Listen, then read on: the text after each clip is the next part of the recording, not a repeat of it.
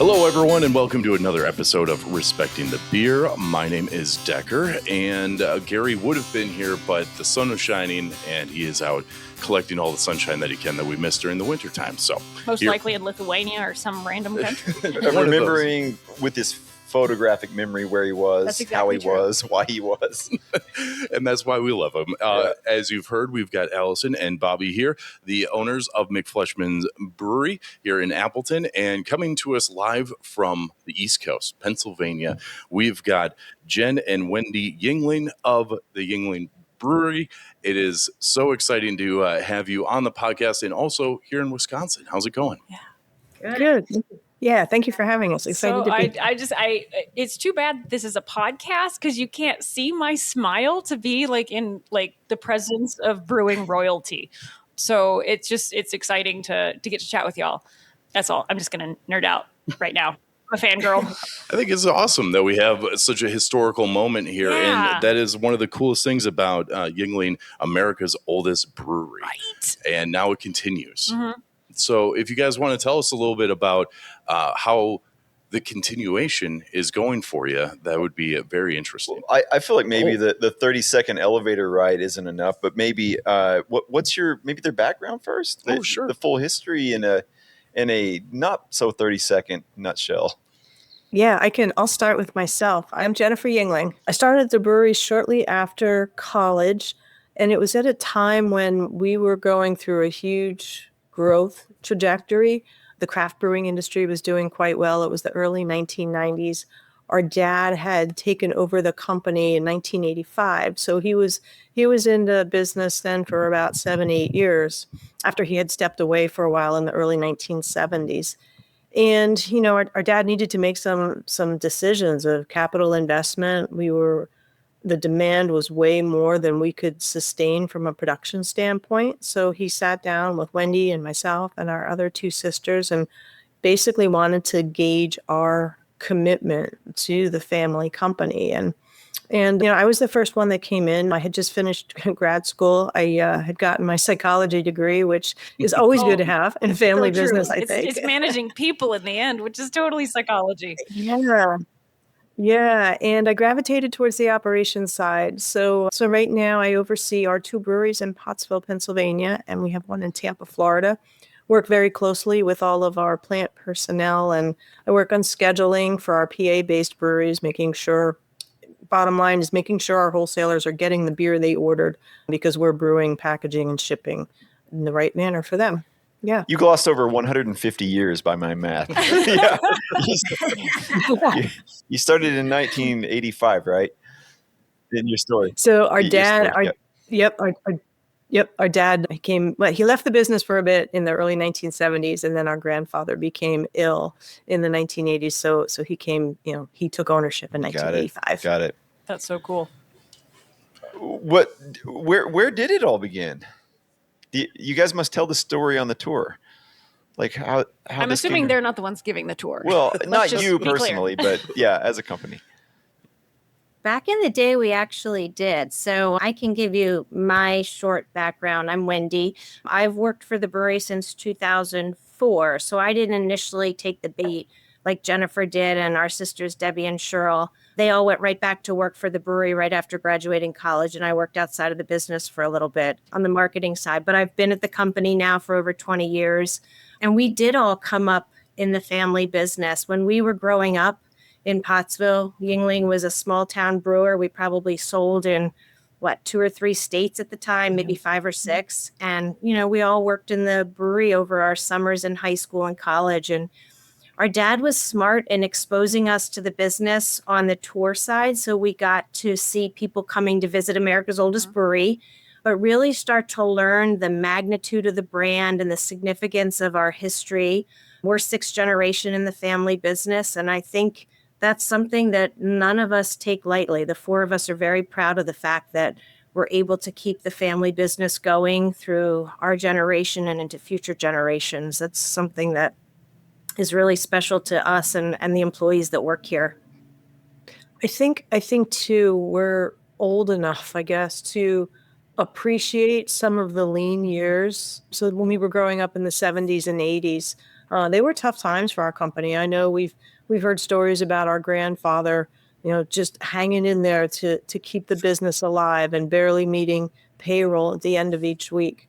So we can appreciate that side of it, and I think more so we appreciate the entrepreneurial vision that our dad had when he reintroduced our lager brand, which was right at the start of maybe the first craft beer revolution in the late 80s, early 90s. And that took off and became our flagship brand. And, we see how far we've come from 137,000 barrels in 1985 to over 2 million barrels today. So it's something that we don't take for granted. We really appreciate what not just our family members, but all the employees and loyal fans have done for us all How these many years. employees do you have? Like, how big is Yuengling? So right now we are in 30 states since the opening of Wisconsin and Iowa. But employee-wise, between our 3 breweries on the East Coast, we have about 370 employees. So That's fantastic. Still small yeah. enough where I feel like we know almost Yeah. everybody, and that's important to us. But it is a bigger brand Yeah. now, and so certainly has a lot.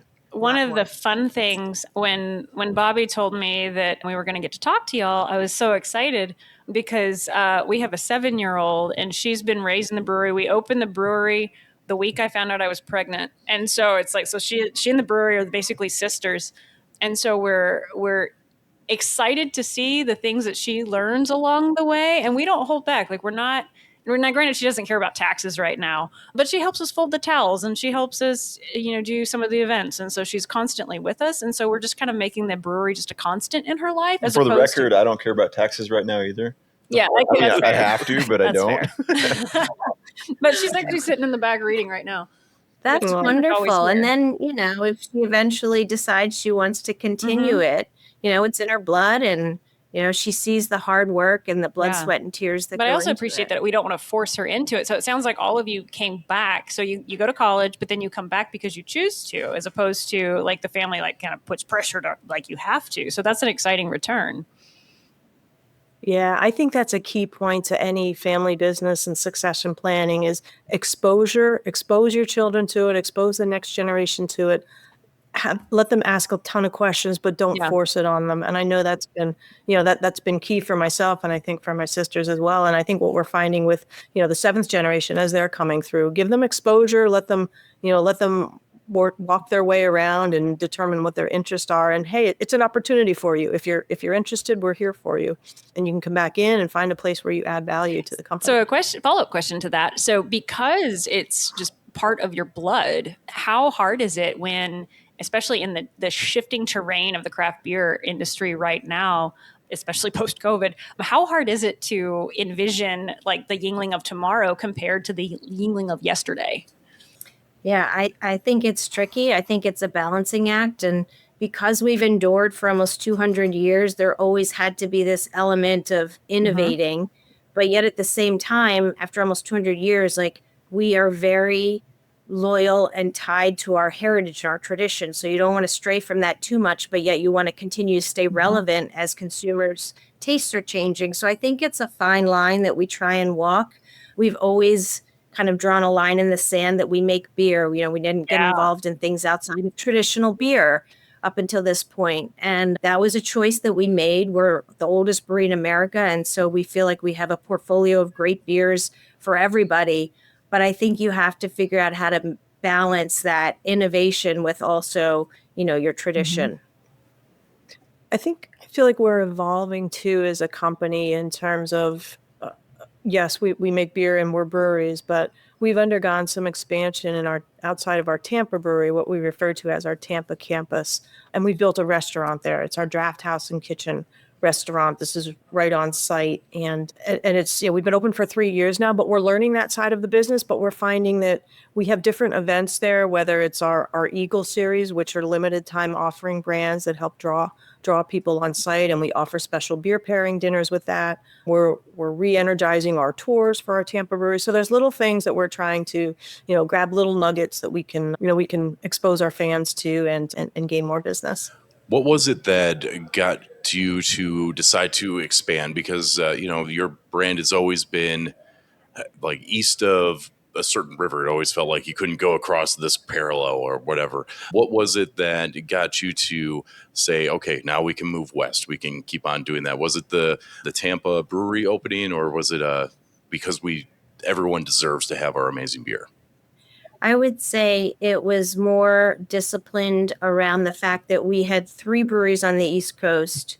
We had 2 in Pottsville, 1 in Tampa. But the realities of shipping beer are you can only go so far. And, our beers are priced at the domestic premium space. So in order to be able to provide our beers affordably, we created a joint venture a few years ago, back in 2020. And so being able to partner with Molson Coors and use their facilities to brew our beers under the guidance of Jennifer and the operations team, we felt very comfortable that we could continue to expand, but still do so in a very disciplined manner like we've been doing for almost 200 years, but maintain oversight of the quality and do it with great partners and great brewers. So when did Miller Coors, Molson Coors, when did they open up their capacity? Is that recent in terms of their own demand with their own beers, or like the Pabst Brewing Company no longer brewing with them? I don't know what the whole situation is right now with Miller's capacity, but is that why that opened up for you guys? That lane opened? I can't speak to that, but I would say we just started brewing out of their Fort Worth brewery in Texas where they had capacity. And that's where we started very small to be able to open up the state of Texas and then grow and learn from there. I think timing wise for us too. I mean, we were several years in discussions. I mean, it was more so our dad and going back to Norman Adamy and then Gavin Hattersley. So we really needed that comfort level in the relationship. They're great brewers. They're good people. We've established, personal relationships with so many of their folks. And, timing was a big part of it. And then the fact that from our DGY footprint on the East Coast, we've really, like Wendy said, maxed out in terms of the logistics of hitting that price point from shipping beer from either Pottsville, Pennsylvania or Tampa, Florida, and making it reasonable. It's funny, you guys are dealing with the same problem the little guys are, but on 2-3 orders of magnitude or more scale. Yeah. And I honestly think part of what gave us confidence is doing business with other legacy family breweries. Like, it meant something to us to be doing business with the Coors family and the Molson family. And so that's been really important. We're very much a relationship company, and they've been good partners with us. And we still get to, take our brands further west, but do so in a way that is, still feels like it's disciplined, like the Yuengling way of doing things. Yeah, and you guys are the best brewers in the world. I mean, it just comes with the scale. You don't get where you are at this point without having the quality labs and people behind the scenes. You're no longer living that Sam Adams commercial where it's copper kettles tossing hops in. It's not the world you're in. You're very technical brewers. You being the royal you, all the big guys out there. On the West Coast, have you guys considered putting a brewery in? Have you done the numbers on that? Not yet. Well, yeah, part of our joint venture with Molson Coors was to have the ability to use their facilities and their brewing capacity to help us with any additional Westward expansion. So so we're in it for the long haul. You're skinning the cat that way. I know a lot of like Sierra Nevada, obviously, New Belgium. They've moved to the east with their own breweries, so that's cool. Yeah, it's challenging. Tampa's 1,100 miles away from Pottsville, Pennsylvania, and we have a great team in Tampa. But it's challenging trying to, instill the same cultural that has those deep roots here in Pottsville. I'm fortunate I have the opportunity to be in Tampa once a month, usually for about 3 or 4 days, and just the evolution of how far we've come from an efficiency standpoint, from a cultural respect and tradition standpoint. It's rewarding for me to see how well our people, and that's a testament to our managers in Tampa who have been able to carry on the traditions that we'd like to see. How are you able to make those traditions be a company-wide motto and ethos when it is a big corporation? I work in a radio company. We have like 55 employees, so it's fairly easy for us to all get in a room together and be like, we're going to do this. And here at McFleshman's, small team as well, they're meeting everyone almost every day. And we have like only 14 employees, and half of those are part-time. Yeah, so it's kind of easy to get everyone on board. How do you create the environment you want to in Pottsville and then transfer that and create it again in Tampa, two very different environments? It's a matter of living it every day and living it from the top down, every individual. And we've got sales reps who come in and out of the orbit of our Pennsylvania breweries and our Tampa breweries. We have had some cross-functional individuals from Pottsville who have transferred down to Tampa. Our packaging manager is a great example. So we get that influx, and it kind of helps blossom. And then I think for my sisters and I, being on site in Tampa as frequently as we try to be, that helps. But it's a challenge. The bigger you get, the more people you have enter your organization with different backgrounds and different lives. But we work at it every day, and I think we're on the right path.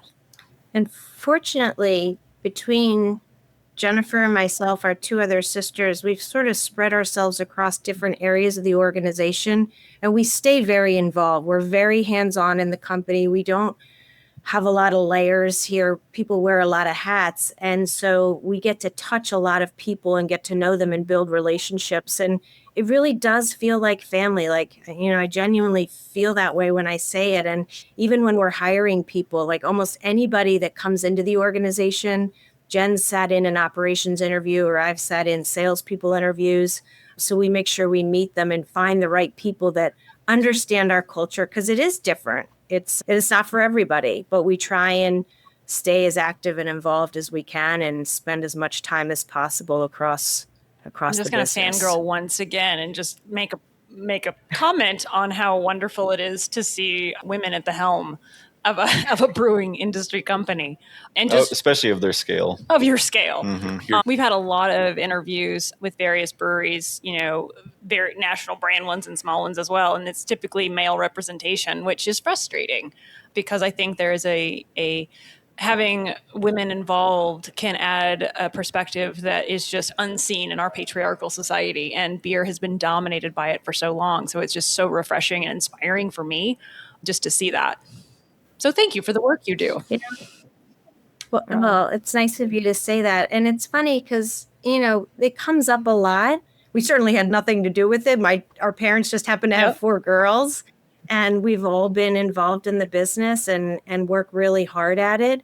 And, I try not to think about, there might be 2 women in a meeting, and 5 years later, there's 5 women in a meeting. And so, I think we're making progress. And at the end of the day, we just try and go out there and work hard, regardless of if they're women or not. But there's definitely inherent challenges with trying to balance everything. And I guess that's kind of a perk of working in a family business, is there is some understanding of that. And so, we have support from each other as well. I have a question about your supply chain and your raw ingredients and your farmer relationships. I assume at your scale, you're working pretty closely with the farmers out there and the maltsters and the hop breeders. We are, yes. There's been, since I started in the business over 25 years ago, there's been so much consolidation across the board, whether it's hop companies, grits, or malt. But we've got some good relationships with the bigger suppliers. And, really funny story is a long-term operations employee of ours, he just retired the end of December, and he'd been with us for 47 years. What's his name? Can we give him a shout out right now? That's incredible. Yeah, absolutely. He'll be mad at me, but yeah, his name's John Callahan, and he started from the ground up, 3rd shift, cleaning cellars, cleaning kegs, worked his way up to helping build our Mill Creek Brewery in 2001, 2002, and then became our plant manager at our plant coordinator at our historical Pottsville Brewery. So he just retired, and obviously we just rolled into Wisconsin, and one of our grit suppliers in Wisconsin, super excited to have our brands there. They have, actually next week, they have an event called I think it's Farm to Beer or Farm to Table, and they asked a representative to come out, and I couldn't do it that weekend. And they're like, well, we heard John Callahan was retiring. We would have loved to have had him. I'm like, wait a minute. So I reached out to John. He's like, absolutely, I'd love to. So super excited. He's coming out of retirement for a couple of days to do a presentation out at our grits company's kind of event that they're having. Yeah. So it's, it's nice having those relationships, and, it makes for easier discussions when it comes contract time. And he's harvest retiring time. from retirement. That happened. Already after 2 months. Who's your And even with Good. our it's our label supplier, I want to say. We've had such a long-standing relationship with this company down in Maryland. When I started, I got to know them, and she's telling me that the relationship dates back to our grandfather. So we've been doing business together for so long, and that kind of stuff is important to us. But to Jen's point, it's getting harder and harder with consolidation happening across vendors. Who is your grit supplier? You said they're from Wisconsin? Yeah, excuse me, Didion. Okay. Yeah, they're one of our vendors for grits. Gotcha. Cool. Okay, you've said the word enough times, I have to bring it up. How did you guys survive consolidation? You're not immune to that either. We're all kind of at the pressures of the market. How all these years did you guys not get bought up or consolidated by one of the big mergers? I think you have to be a willing seller, and we've never wanted to sell our business. I mean, we're fiercely independent. We're in the 6th generation, and we don't envision that changing anytime soon.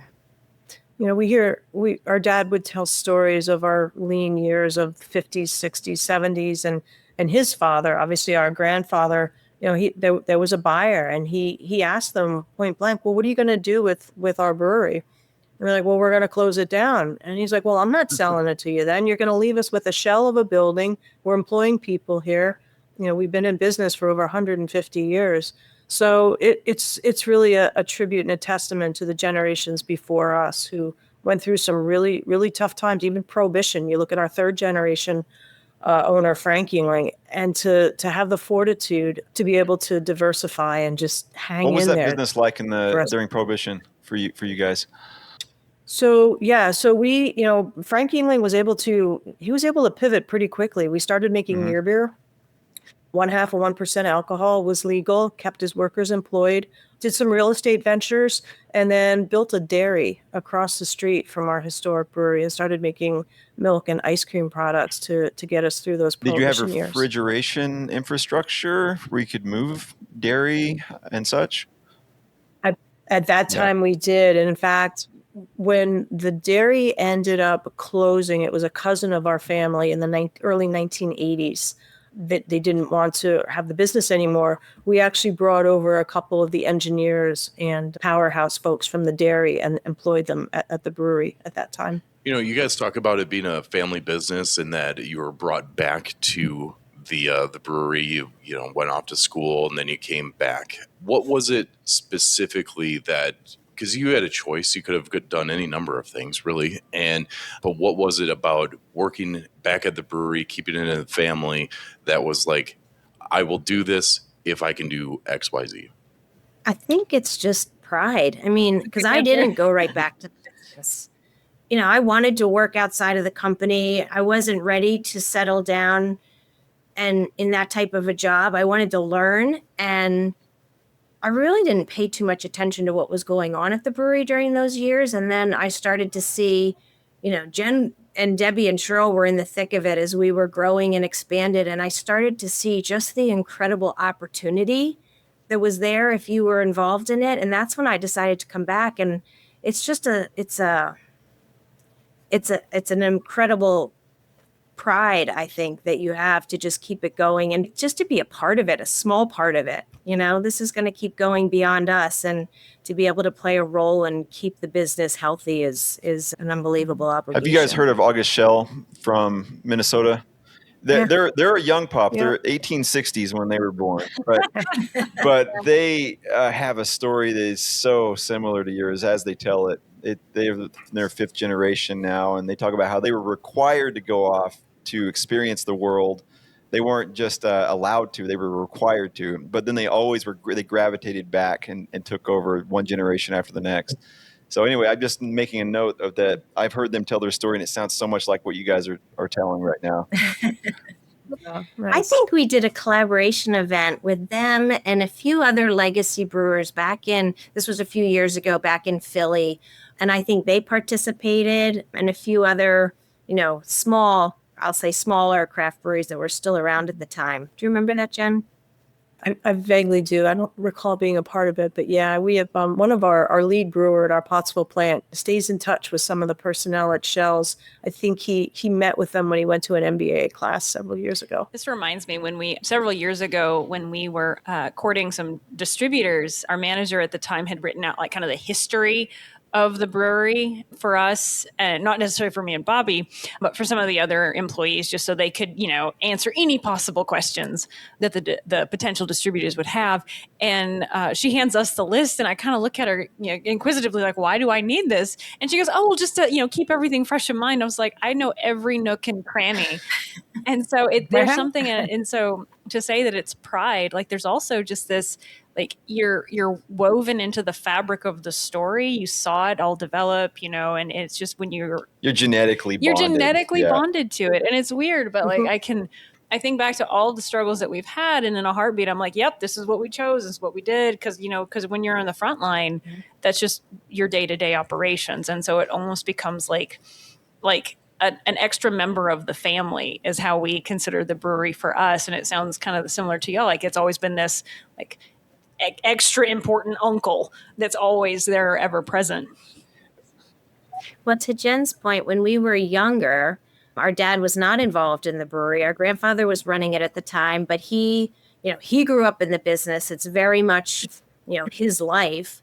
And he stepped away from the brewery and opened up a beer distributorship in town. So our early years were spent growing up in the beer distributorship. And so we remember going there and doing kids things like, obviously eating lots of potato chips and soda, but like we'd push each other around on hand trucks and like, just climbing on pallets of beer and pallets of soda. And so I just think it just becomes a part of you, and to be able to play a bigger role in something like that is unbelievable. And that's going to wrap up this episode of Respecting the Beer. Come back next week for more Yuengling family stories. In the meantime, head on over to the Facebook group to stay connected between episodes and support the show over on Patreon so you can get uncut episodes, access to exclusive beer, and more. As always, the show is produced by me, David Kelso, with music by Sarah Lynn Huss. And until next time, please remember to respect the beer.